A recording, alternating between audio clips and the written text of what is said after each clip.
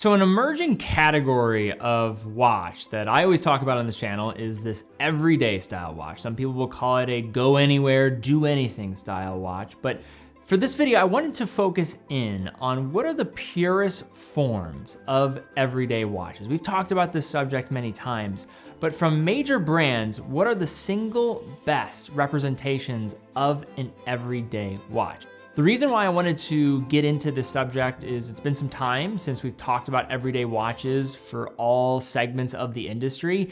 And I do think that there are so many people that gravitate towards this style of watch because if they are going to spend a certain amount of money, they want to get the best return. And to get the best return, you have to wear the watch over and over again, and that is what these watches excel at. So just to describe, what am I talking about when I'm speaking about an everyday watch? I think first is it has to have this line of sportiness with refinement. Can you wear it in a casual setting, maybe in an aquatic environment, go swimming with it, but can you also wear it in the office or for a formal event?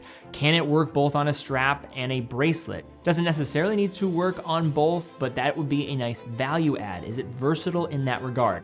Also, it can't be a watch that you're constantly worrying about. Does it have some robustness in its package? And are you also able to get some water resistance in the process of that? It really is about having this convenience. So you can wear it in all of these different situations. 100 meters of water resistance is ideal. And it could be that dumb reach where you don't even have to think when you go and grab this watch on a day-to-day. It just simply works. Now for this exercise, we're gonna focus on major brands and companies with name recognition. They have mass market penetration, manufacturing capability, and broad appeal. And as we're going through here, you'll notice that there are some major brands that might not be included. I want to be rather strict with what I qualify as an everyday watch. Brands like Patek, AP, Breguet, even Breitling aren't going to be included in this video, and there's reasons for that. Yes, a Nautilus has versatile style and water resistance. It's a delicate subject, but that's a subject for another video. But unless you have a certain look or have a deep wallet, it's probably not gonna be what most people will call an everyday watch, especially when you're talking about this integrated steel sports watch. That's a whole topic that I think people might argue, is it truly everyday? Yes, probably in most instances, but maybe not to the purest form of this idea. I brought up Breitling as well as another example, cool brand, but their watches don't really qualify as this pure representation of an everyday watch.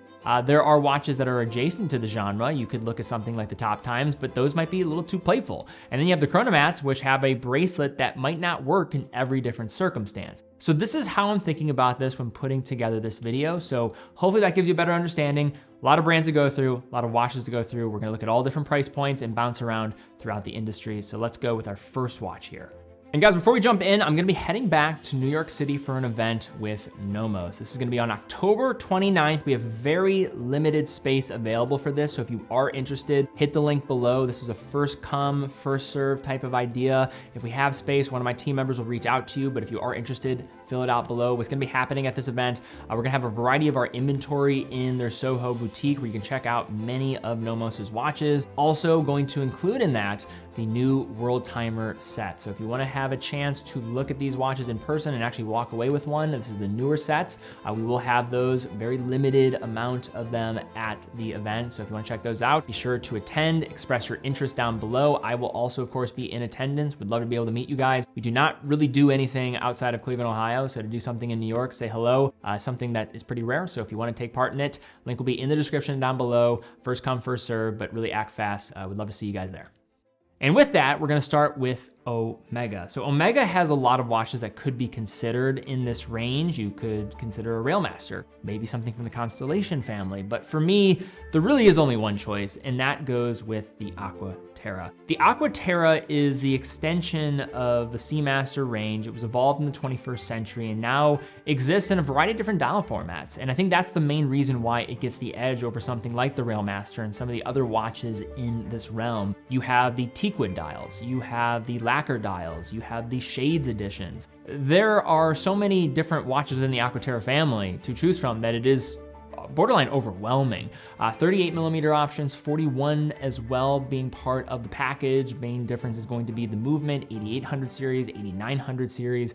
But what you get with both of these is phenomenal specs across the board, 150 meters of water resistance, so a step above a lot of the competition, as you will see throughout this video. 2 different case sizes that split the difference for the vast majority of risks, so I think you're gonna be covered in 90% of circumstances. And most people also, I would say the sweet spot of individuals with the largest overlap or the largest segment of buyers are gonna be able to work with both of these different case sizes. You get the added benefit of the master chronometer certification. I love the aspect of double AR on these watches. They're very striking in person. Some people might not like that as much and maybe use this as a downside for their everyday viability. But pretty much anything you can throw at these pieces are going to be represented. If you look at the original Railmaster and what that watch was in the Trilogy edition with the CK2914, if they had all the technology of today back then with producing that Railmaster, I think the Seamaster family and what's being presented with the Aquaterra is probably better at upholding that original idea. You have the 15,000 Gauss of magnetic resistance, you're getting a master chronometer in the process, stellar water resistance, and a variety of different dial colors to choose from. Now we move along to the elephant in the room. We're talking Rolex here. We were going back and forth when we were talking about what watch makes the cut for Rolex. There were 3 different watches that were in the mix, and there was almost an argument for 15 minutes when trying to figure out what was the final choice here. I was partially on the line of maybe going for the Explorer or for the Oyster Perpetual. But then you started to think about another consideration, which was the Datejust. And you also reflect on what is actually out there. What do you typically see the most? And once you reflect reality with the choice here, that's where you start to realize that the Datejust probably is the right choice. The Datejust is going to be the most elegant of those 3 watches that I included. The Explorer, though, has this more utilitarian type of execution, whereas the Oyster Perpetual has lume in the package, which is a nice value add, but it does feel a tad more sporty than that of the Datejust. And I think the Datejust can extend further to one side of the aisle in being more formal when it needs to be. But is the Datejust gonna be out of place if you went to the poolside or are doing something a bit more rugged and out there? Maybe you can mention that for some of the Rolazor models because you are incorporating precious metal in the package. But generally speaking, the Datejust is a pretty sturdy watch, at least if you're talking about the contemporary examples. This is a watch that can handle just about anything, and it's so emblematic of Rolex in both this era and eras of the past.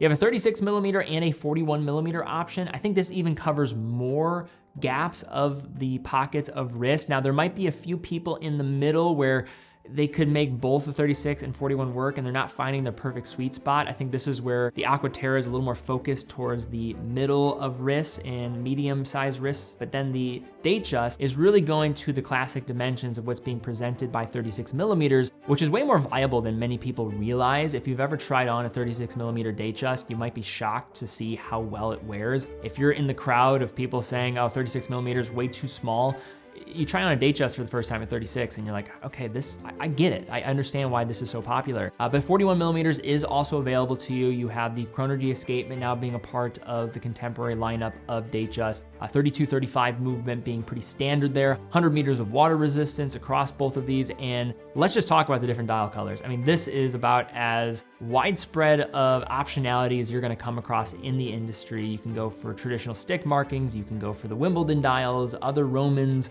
different textured layouts for the Datejust. So much to get lost in, so many to consider. You also have the different metal options, probably one of the best represented ranges to fine-tuning this to your style. And there's another reason why the Datejust gets another edge compared to that of the Explorer and the Oyster Perpetual. There are so many combinations with dials, configurations of the case, as well as the material itself that allows the Datejust to probably be the best everyday watch from Rolex. So we spent 15 minutes internally talking about what is the best everyday watch from Rolex. Then Grand Seiko became a topic, and then a discussion ensued right afterwards because we had the same issue on our hands. There are so many watches from this brand that could qualify as this that we had to almost decompartmentalize all the aspects that make a Grand Seiko watch and what could allow it to really stand out from the rest in this type of categorization. For us, we were thinking potentially what could be some of the drawbacks that could prevent a Grand Seiko from being suitable for this type of video. Some of the textures of Grand Seikos could be a little bit over the top. And I think that's where we would take away from that model and say that it's probably not as suitable. I love a white birch. I love an SPGA 413, but given some of the texture as well as maybe some of the coloration of the dials might not be as great at representing this idea. Then you have the cases and the shapes.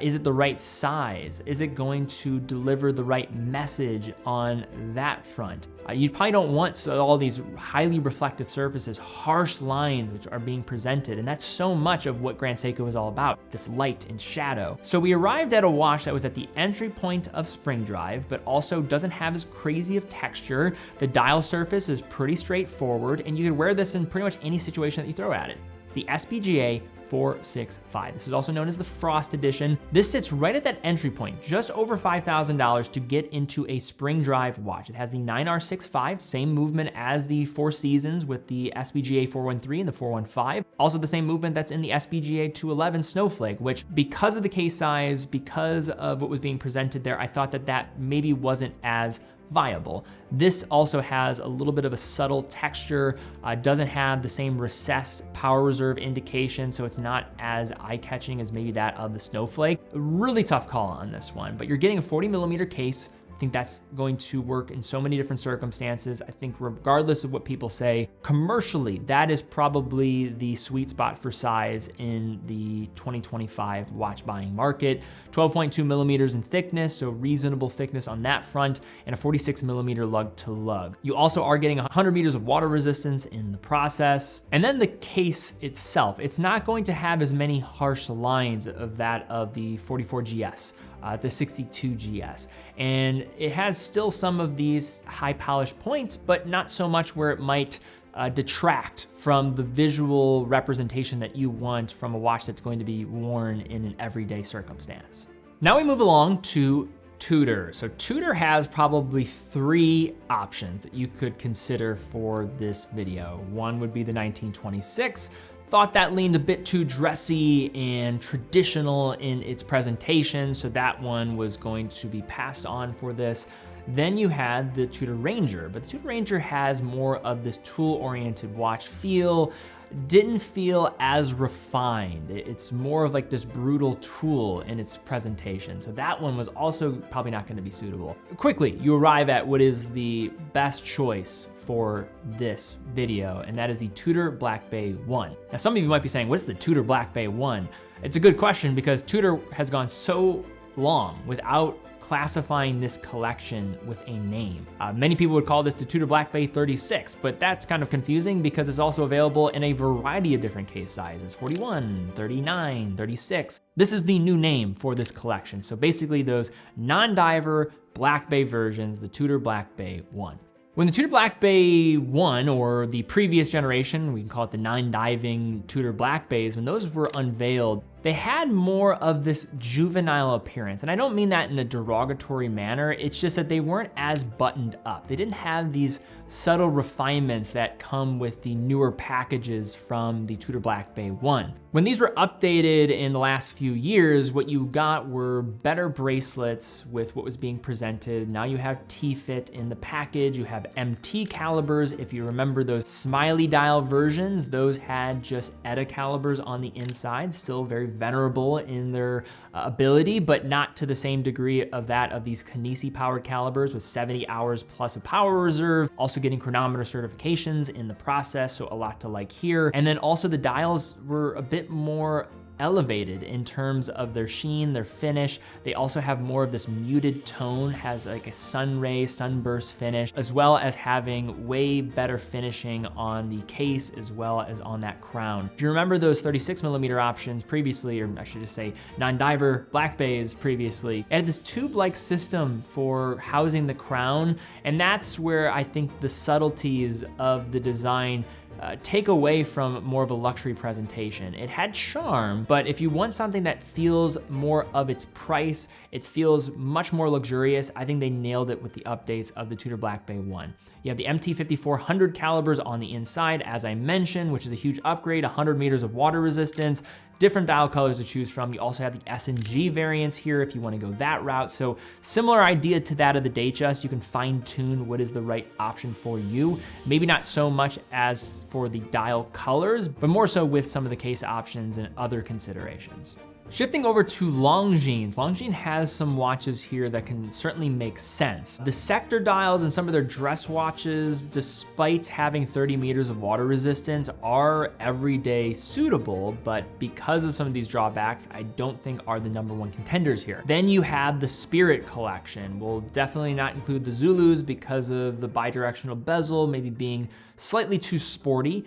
Then you have the 37mm Spirits, the other Spirit cases as well. These are right on the cusp of being right there, but I decided not to include those just because they felt a bit too aviation themed and too in alignment with a practical use case that is specific to a specific walk of life rather than all walks of life. And the 5 stars for some is a bit much, and that is also one of the main criticisms of those watches that I hear. I think it's a bit overblown, but nevertheless, something to bring up. So the watches that I thought were the best choice here were the Conquest models that have really been updated in the last couple of years. The 38mm options really feel like the sweet spot. They first unveiled in 2023 the 41mm cases. You had 34mm options as well, but 38mm came in 2024, different color variants. If you remember the old Conquest series, they had a few peculiar choices about them that still allowed them to be suitable for these day-to-day circumstances,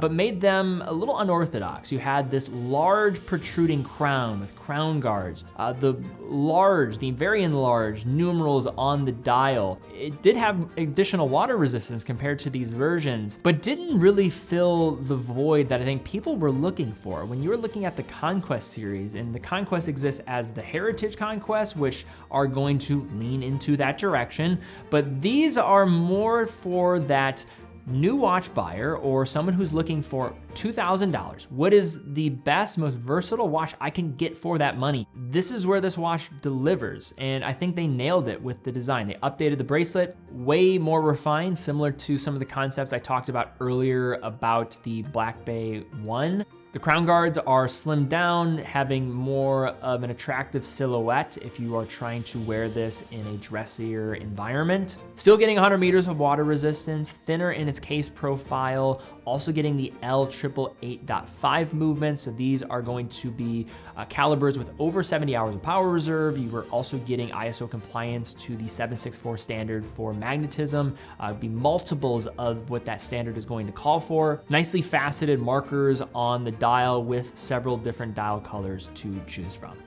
I feel like every time I'm introducing a new watch on here, I'm discussing how it was very difficult to decide on a single watch to represent a brand, and same could be said here, and it's for Seiko of all brands. It wasn't because there were so many watches to choose from. Really what it came down to was many Seiko watches have quirks that didn't allow them to be perfect in this video. There's actually a lot of Seiko watches that are able to be worn in an everyday circumstance, but once you get down into it, you recognize that many of them also are so shrouded in this character that is so unmistakable in its being Seiko, that it actually doesn't maybe make sense for representing what we're talking about here. So some of the watches I was thinking about, SRPE 53, some of the Dress KX models, but when you look at those, they still are more of this dive watch silhouette, despite not having the external rotating bezel. The 4 o'clock crown position's a little strange. Then another popular piece is the Alpinist series, but the Alpinist series, even if you go for the SPB 117 with the black dial, still is an alpinist. It has the 2 crown system, compass bezel. There are many things about it that don't necessarily align with the protocol that we're talking about for this video. I'm gonna throw out a bold take for you all. We've talking a lot about this. This is a part of the Seiko collection that doesn't get talked about as much. It is the SPB 463. This is the Presage Craftsmanship series. It's gonna be more to an elevated price position, just under $1,000. Right around this price point too, you have the Sharp Edge collection with the SPB 167. That was also another watch that I thought about, but the dial finish just felt a little too much. I thought that that could get in the way of being able to pull this off every single day. It's a bit too expressive. I'm sorry, now I'm just trying to key in on more generic looking watches, but that's really what we're talking about here. You have to be a little safe if you're going to work in all of these different environments. So this is a watch that comes in at 40.2 millimeters in diameter, bit more of a dressier appearance. You have this very simple grain back dial, more subdued, muted, washed out colorways, but still have enough to present itself. This version is going to be even less colorful than others. A lug to lug of 46 millimeters, getting this fine link bracelet. I also felt like the fine link bracelet allowed this watch to still work as a bit more sporty. You could put this on a strap and it could lean more formal, but with this fine mesh, it reminded me of some of these old classic 1940s dress watches, but still had some ability to enhance itself in presentation. But then in addition, you're getting 100 meters of water resistance, and you might not suspect because this does lean a bit dressy. You're not gonna feel out of place though if you wore this in a different circumstance with 100 meters of water resistance, sapphire crystal. This is a part of the Presage lineup, and when you think Presage, you probably aren't considering that you could wear this outside of formal occasions. But I've always talked about this idea of the extremes in how we collect and how we classify watches. We're so easy in recognizing a dive watch as having everyday viability, despite the extreme that it leans towards, having 200, 300 meters of water resistance. When are most people ever going to be confronted with that reality? If you're like me, never. But people tend to like appealing to that extreme because it's nice to know it could work if it did. But why don't we have the same mentality around dress watches, which might appeal a little bit more to one extreme, but not even close to the same extreme. We're not talking about going hundreds of meters below the surface. We're talking simply about maybe wearing a collared shirt, but we can't rationalize maybe that being something that could work and be applicable to our everyday. That's where I think you can really push for a watch like this. And when you get down into it, so this probably is one of the most versatile Seiko watches, just not talked about that often. Another thing that I'll add about this model, this has the 6R55. So this is going to be an extended version of Power Reserve, 2 hours, but also a newer generation compared to the 6R35. And one of the entry points to getting this caliber, this is typically seen in watches maybe double the price of this one. This one's currently sitting under $1,000 to get into the 6R55 family. Things that people might argue with me on that one, I totally get it. Seiko's tougher though when you're thinking about a video like this. And with models like the SARB 033, 035 no longer being in production, makes it even that much more difficult. So the question of this next watch was not a question of the watch itself, it was a question of the brand and should they be included on this list? Do they have a model that represents what we're going after here? And the brand is Cartier, and the challenge was what was the watch that could be suitable here? Easiest choice, Santos. Cartier Santos de Cartier, that felt like the best option to go for, but then the question came, is it too formal? But then you get down to the historical idea around this watch. It was a sports watch first. It was a watch that was intended as a tool, and its contributions in 1904, Alberto Santos Dumont.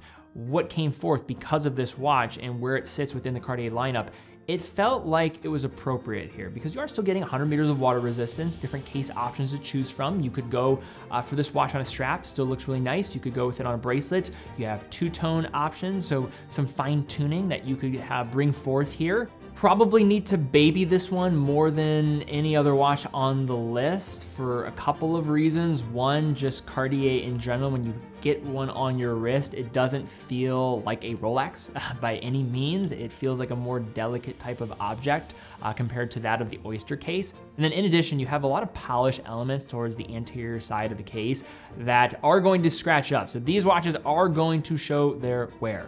But why I love the Santos, and I think it deserves to be here, is if you remember my first point that I brought up, it has to be able to work in a variety of environments in bringing together refinement with some casual ideas. If you look at the Santos for what it is, at the center of the dial, you have these Roman numerals, you have the kind of beauty that comes with those simplified hour, minute hand, as well as second hand with a touch of blue. But then you look at the outer shell of the case and you look at this kind of more industrialized process. But it's this fusion of beauty with this brutality about the Santos that I don't think is discussed enough, but it perfectly represents this idea that I think of when talking about an everyday watch. It's just so much more on the nose in how it represents itself. Even the blue jewel capping out the crown and having crown guards, like everything is this directly opposed idea in its design. It's beauty combined with robustness on every single front. Moving right along, this is probably the easiest choice of any brand thus far. We have Tag Heuer, and for this we have the Carrera Date. This was the easiest choice probably on this entire list. I didn't think of any other watch here that better represented this idea than the Carrera Date. This is also a watch that's fairly underrated when talking about this whole genre. It is more expensive than some of its competition. It's sitting at $3,600 at the time of recording this video. A lot of things happening with price increases, so it might go up a bit, but that is towards the higher end of when talking about ETA-based calibers, Sellita-based calibers, towards an area where you're starting to get into that Tudor Black Bay 1 territory. And I think that's why most enthusiasts maybe don't consider this as their top of mind choice. But when you get down into it, these watches definitely can be worn in pretty much any situation. 39 millimeters for this version, 11.5 millimeters in thickness, lug to lug of 47 millimeters. This is like a Goldilocks zone for a watch of this styling. 100 meters of water resistance. You have the storied history of motorsport themes with their chronographs, the Monaco, Carrera glass box, but how can you adapt that into a three-hand variant? I think Tag nailed it pretty well with this design. It's not going to take any bold risks, but that is why it's also going to be so viable. Now we're talking IWC. IWC, another easy choice. This, for me, Mark 20 all day, every single day of the week. This is a different spin though on the everyday watch. It has very easy legibility, black on white, high contrast, but still, despite it having a purpose-built element as the original form, because I brought up earlier about how Longines with the Spirit maybe wasn't the best representation, I just don't think there's the same answer here when it comes to IWC, and let's get down into it. I mean, this is a watch that you can absolutely wear every single day.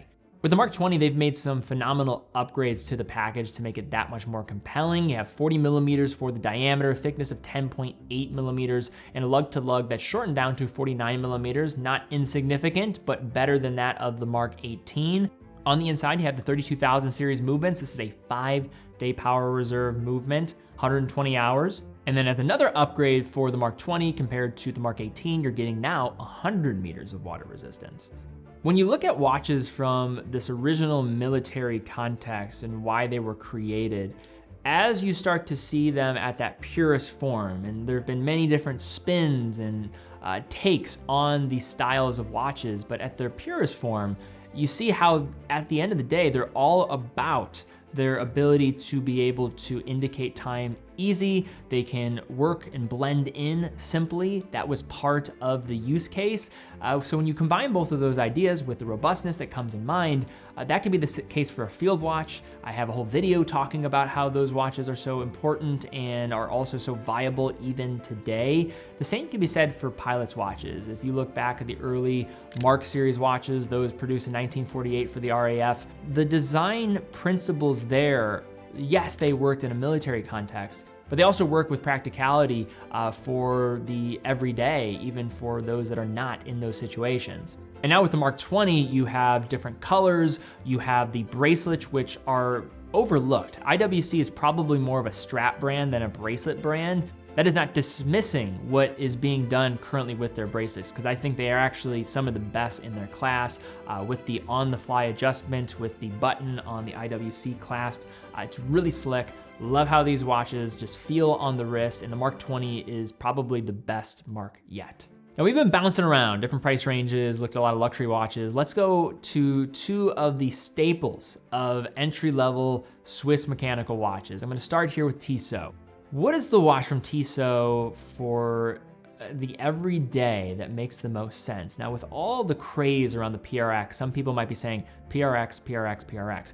I have a comparison video talking PRX versus the Tissot Gentleman, and in that video, I recalled saying that yes, the PRX is probably going to be the choice of many, and that's probably where most people will go when deciding between these two watches, if that's where you find yourself being split between.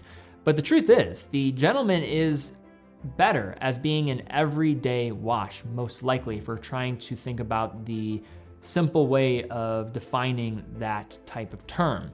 It doesn't have this integrated design. It looks more at home on a strap compared to that of the PRX. The PRX feels a bit too tied to its bracelet.